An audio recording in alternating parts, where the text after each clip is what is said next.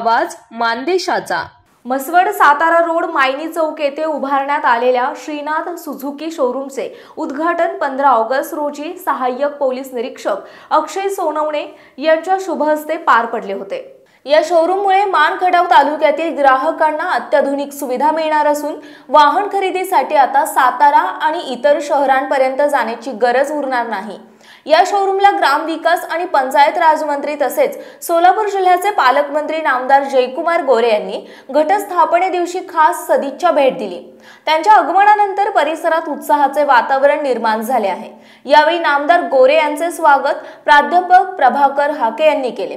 यावेळी सांगली जिल्हा परिषदेचे समाज कल्याण विभागाचे माजी सभापती ब्रह्मानंद पडळकर, मुख्यमंत्री माझी लाडकी बहीण योजनेचे तालुका अध्यक्ष आपासाहेब पुकळे, म्हसवड येथील सुप्रसिद्ध डॉक्टर प्रमोद गावडे, अहिंसा पतसंस्थेचे चेअरमन नितीन दोशी, राष्ट्रीय धनगर सेना महाराष्ट्र प्रदेशाध्यक्ष सागर गाडेकर, युवा नेते लुनेश वीरकर, महावीर वीरकर, विजय बनगर, एपीआय अक्षय सोनवणे, अंकुश शिर्के, विशाल वीरकर, प्राध्यापक प्रभाकर हाके, नवनाथ पाटील, अण्णासाहेब कोळी आदी मान्यवर उपस्थित होते।